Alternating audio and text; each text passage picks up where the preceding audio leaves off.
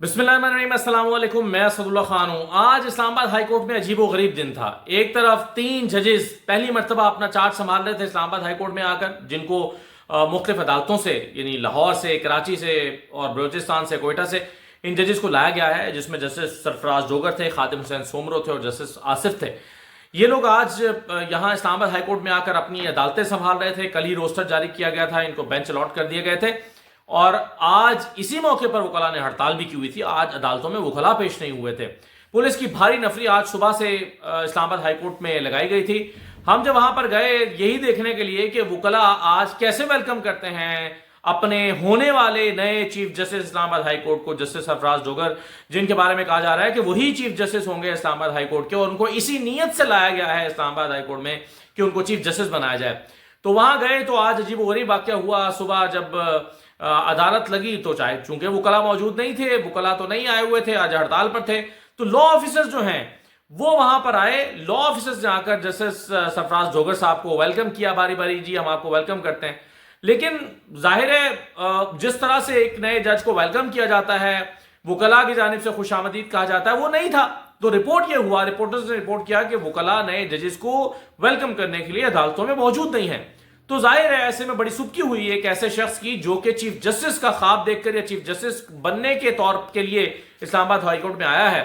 تو پھر نہ جانے پیچھے کیا ہوا، کیسے وہ سارا کچھ گھوما، جو ہے وہ ٹیلی فون 2-4 گھومے ہوں گے، تو فوری طور پر ایک تقریب ارینج کی گئی جسٹس سرفراز ڈوگر کے لیے، کوئی 12:30-1 بجے کے قریب، جس میں پھر لا آفیسرز آئے، کچھ اور وکلاء کو اکٹھا کر کے لایا گیا، کچھ جونیئر وکیلوں کو لایا گیا، اور انہوں نے آ کر گلدستہ پیش کیا جسٹس سرفراز ڈوگر صاحب کو۔ اور جسٹس صاحب نے بھی گلدستہ لینے سے اس وقت انکار کر دیا، کہا کہ ذرا پی ٹی وی کا کیمرہ مین آنے دو، پی ٹی وی کا کیمرہ مین آ جائے تو پھر میں گلدستہ وصول کروں گا۔ تو وہ جو گلدستہ ان کو پھر وہ کیمرہ مین آیا، رپورٹرز آئے، انہوں نے اپنے موبائل کھولے تو انہوں نے جناب وہ پھر وصول کیا، اور پھر فردن وہ ہر شخص کے پاس گئے، اسے ہاتھ ملایا، جو نوجوان خواتین وکلاء تھیں ان کے سر پہ ہاتھ رکھا، اور اس کو ایک تقریب کا رنگ دیا گیا، تقریب کی شکل دی گئی۔ اس سارے معاملے پر اب یہ ظاہر ایک بڑی بے چینی پائی جاتی ہے اس صورتحال میں کہ یہ کیسے، اور صرف یہ بے چینی وکلاء میں نہیں پائی جاتی جو آج ہڑتال کر رہے ہیں، یہ بے چینی ججز میں بھی پائی جاتی ہے جنہوں نے آلریڈی اس ساری صورتحال پر ایک خط لکھ دیا ہے۔ لیکن اس کا امپیکٹ ہوگا، پاکستان تحریک انصاف کے اوپر بھی امپیکٹ ہوگا، دیگر لوگوں کے اوپر بھی امپیکٹ ہوگا۔ وہ امپیکٹ کیا ہو سکتا ہے، اس سلسلے میں نے اسلام آباد ہائی کورٹ کے احاطے میں ہی صدیق جان سے تفصیل سے بات کی ہے۔ ذرا پہلے آپ یہ سن لیجئے، پھر میں آپ کو بتاتا ہوں کہ یحییٰ افریدی صاحب جو آج جو ایسوسی ایشن ہے، پریس ایسوسی ایشن وہاں سپریم کورٹ کی، ان کی حلف برداری کی تقریب میں آئے تھے، ان سے کچھ سوال ہوئے اور ان سے اس متعلق بھی سوال ہوا۔ یہ جو آپ ادھر ادھر سے جاج اکٹھے کر کے اسلام آباد ہائی کورٹ میں لائے ہیں، ان سے متعلق بھی سوال ہوا، اس کا انہوں نے کیا جواب دیا وہ میں آپ سے بعد میں شیئر کرتا ہوں۔ ذرا پہلے صدیق جان کے ساتھ میری گفتگو اسلام آباد ہائی کورٹ میں جو ہوئی ہے وہ سن لیجیے۔ اسلام آباد ہائی کورٹ میں ہم کھڑے ہیں، صدیق جان میرے ساتھ موجود ہیں۔ صدیق جان، بڑا تحریک انصاف والوں نے شور مچایا ہوا تھا کہ یہ جو نیچے سزائیں ہو رہی ہیں، جیسے ہی اسلام آباد ہائی کورٹ میں پہنچے گی ایک سماعت سے جو ہے نا یہ اڑ جائے گی اور عمران خان کی بریت ہو جائے گی۔ تو اب تحریک انصاف والے جو ہے وہ ان کو میرا خیال ہے کچھ نہ کچھ پریشانی ہو رہی ہوگی کہ اسلام آباد ہائی کورٹ میں تو منظرنامہ ہی بدل گیا ہے۔ آج ایک نئے دن کا آغاز ہو رہا ہے، نئے 3 ججز، نئے benches, bench number 1، bench number 2، تمام ان بینچز پر ان لوگوں کا قبضہ ہے جو نئے آئے ہیں، نئے ججز آئے ہیں اور جو حکومت چن کے لے کر آئی ہے۔ تو کیا ہوگا اب اسلام آباد ہائی کورٹ میں؟ لیکن اصل میں ایک بات یہ ہے کہ مسئلہ یہ صرف تحریک انصاف کا نہیں ہے۔ ظاہر ہے فوری طور پہ تو تحریک انصاف کے لیے سارا کچھ کیا جا رہا ہے، فوری طور پر تو عمران خان صاحب کے لیے سارا کچھ کیا جا رہا ہے، لیکن اگر آپ اس کو ایک براڈر اس میں دیکھیں، اتنی افسوسناک بات ہے کہ آپ نے اس وقت عدالتوں کے اندر ترقیوں کا معیار یہ رکھ دیا ہے کہ جو تحریک انصاف کے خلاف استعمال ہوگا یا ہونے کے لیے تیار ہوگا اس کو ترقی دی جائے گی۔ مثلاً عزت کیس کا فیصلہ سنانے والے قدرت اللہ صاحب، ان کی ترقی ہو گئی ہے۔ عزت کیس میں جو اعظم خان صاحب تھے، جو سیشن جج تھے، جنہوں نے نصر بن اللہ صاحب کے فیصلے کو کالعدم کیا تھا، تو وہ آگے ادھر جسٹس لگ گئے۔ پھر اسی طرح سے انعام امین ملحاظ صاحب کے بھائی ادھر پروسیکیوٹر پیش ہو رہے ہیں، اور پی ٹی آئی کے احتجاج اٹھوانے کے لیے وہ اسلام آباد ہائی کورٹ آئے تھے، وہ بھی جج بن گئے۔ پھر یہاں پہ وہ ججز، پھر اسی طرح سے ہمایوں دلاور صاحب وہ اسپیشل جج بن گئے۔ تو پھر اسی طرح سے جو شاہ رخ ارجمان صاحب ہیں، توشہ خانہ 2 کیس سن رہے ہیں، تو ان کا نام آ گیا تھا اسلام آباد ہائی کورٹ کے جج کے لیے۔ تو اسی طرح سے آپ دیکھیں کہ یہ ججز ہیں سرفراز جوکر صاحب، انہوں نے باشد صاحب کے لیے ایک فیصلہ دیا ہوا ہے جو آپ نے دیکھا ہوگا، جو اسد جاوید برال صاحب ان کے ساتھ تھے، انہوں نے بتایا کہ کس طرح سے آرڈر نوز ہوا. تو اب آپ دیکھیں کہ یہ وہ تو بہت افسوسناک رہا ہے. وہ میں کالج کے زمانے میں جو ہم شعر کہا کرتے تھے تو میرا اپنے ایک شعر ہے کہ اپنے جیسا ہی بے ہنر سمجھا یوں مجھے اس میں معتبر سمجھا. تو آپ کی نااہلی اور جانبداری ہی آپ کی قابلیت بن جاتی ہے نا، بعض دفعہ یہی ہوا ہے یہاں پر. بالکل ایسے ہی ہے. تو یہ ایک تو کوئی اداروں کے لیے، عدالتوں کے لیے، پاکستان کے لیے یہ کوئی چیز اچھی نہیں ہے. یہ بہت افسوسناک اور تکلیف بات ہے بطور پاکستانی ہم سب کے لیے. دوسری جہاں تک بات ہے، بالکل فوری طور پہ تحریک انصاف کے لیے ایک گھبرانے کی بات یہ ہونی چاہیے کہ ان کو جس عدالت سے امید تھی انصاف کی، اسلام آباد ہائی کورٹ سے، اور کیوں ان کو انصاف کی امید تھی؟ ان کو انصاف کی امید اس لیے تھی کہ اسلام آباد ہائی کورٹ میں عامر فاروق صاحب کے علاوہ تھے 7 ججز. 7 ججز میں سے 6 وہ ججز تھے جو خط لکھنے والے تھے. 7ویں تھے گل حسن اور صاحب. انہوں نے خط نہیں لکھا تھا، لیکن ظاہر ہے وہ اس سے پہلے عامر فاروق صاحب ملتے رہے کہ سب کچھ ہو رہا ہے.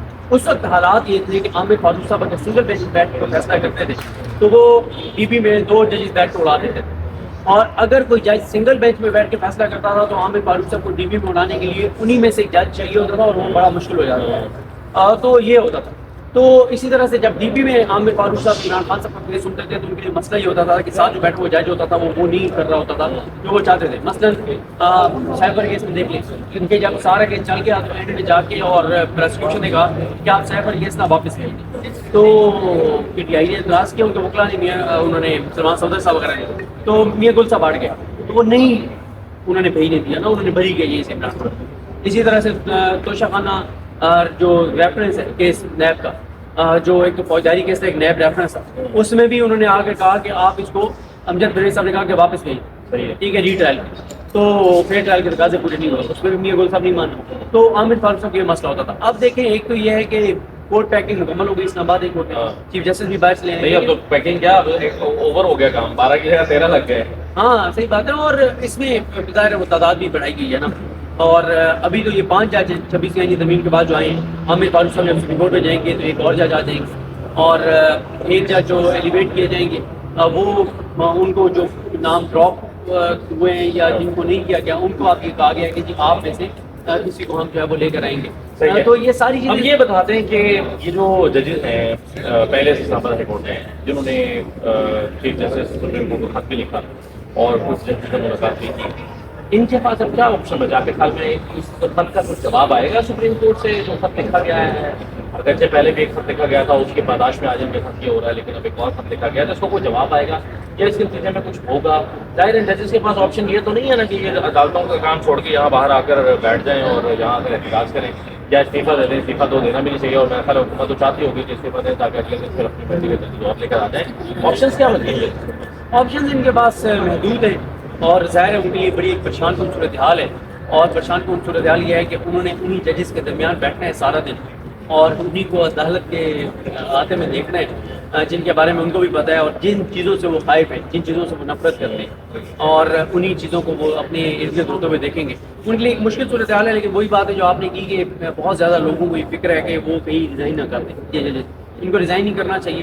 اور میں ہمیشہ بیرسٹر سعد رسول صاحب کا حوالہ دیتا ہوں، وہ یہ کہتے ہیں اور درست کہتے ہیں کہ یہ جو 26 آئینی ترمیم کی کہانی ہے 6 ماہ اور چل جائے گی، 8 ماہ چل جائے گی، سال چل جائے گی. اور یہ جو ججز ہیں اسلام آباد ہائی کورٹ کے، یہ کوئی 2034 تک ہے، کوئی 2035 تک ہے، کوئی 2036 تک ہے، تو ان کا بہت ٹائم پڑا ہے. ان کو بالکل ریزائن نہیں کرنا چاہیے، ان کو انتظار کرنا چاہیے.